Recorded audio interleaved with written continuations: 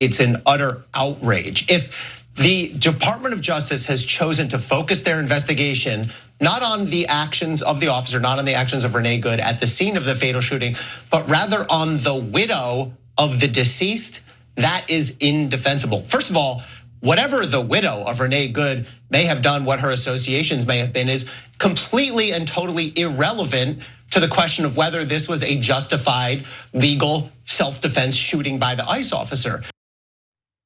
That right there that you see being discussed on CNN should be like a thing, like an AI thing online that's not real, but like briefly goes viral. The idea that you would investigate the widow of the woman ICE murdered and not the guy who did the murdering, that should be a crazy thing that like someone that like you largely agree with politics on, but like goes way too far believes. That's where it should end. But no.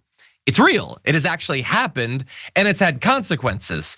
Not good consequences, but it's had consequences. So 6 federal prosecutors in Minnesota have resigned over the investigation being described right there. One is Joseph Thompson, who is second in command at the US Attorney's Office and oversaw sprawling fraud investigation that has roiled Minnesota's political landscape. He was among those who quit. Not only him, but also Harry Jacobs, Melinda Williams, Thomas Calhoun Lopez. One Jacobs was Mr. Thompson's deputy overseeing the fraud investigation. Mr. Calhoun Lopez was the chief of the Violent and Major Crimes Unit. And according to the police chief of Minneapolis, losing Mr. Thompson is a major blow to efforts to root out rampant theft from state agencies. So if you didn't think that all of this was stupid enough, the way the DOJ, the way the Trump administration decided to handle this shooting, saying right off the bat, the woman who was killed is a terrorist.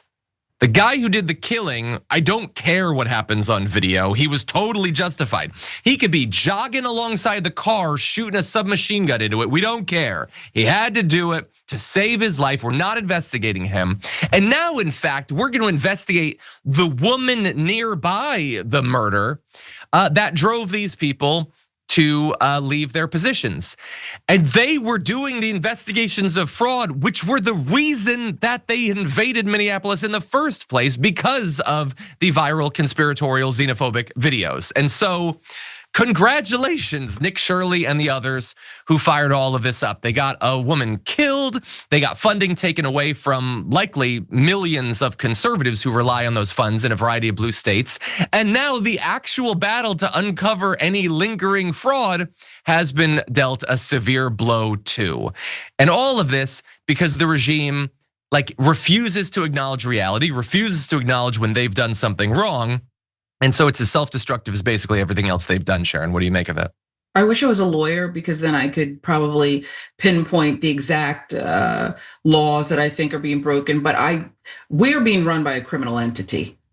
We just are. And then we have people who are standing by capitulating, and then others who are a little too weak, and then a few strong ones who are consistently speaking up, like Roe.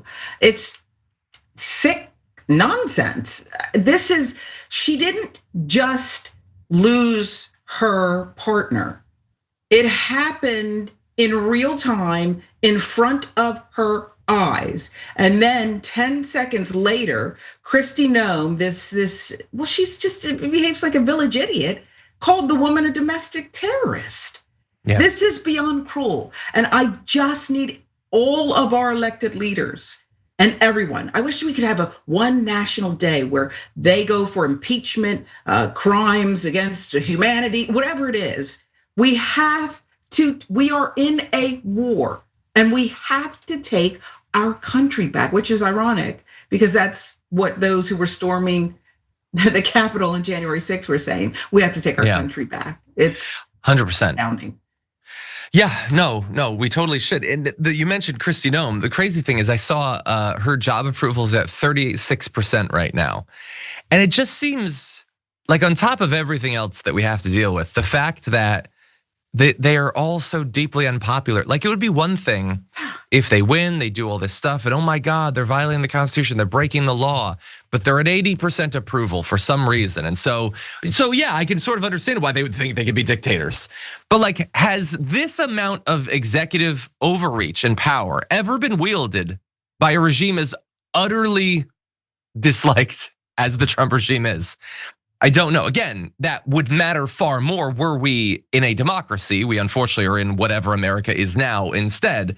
But reminder that you are at least not crazy. That no, people don't like Kristi Noem, they don't like Pam Bondi, they don't like any of these people.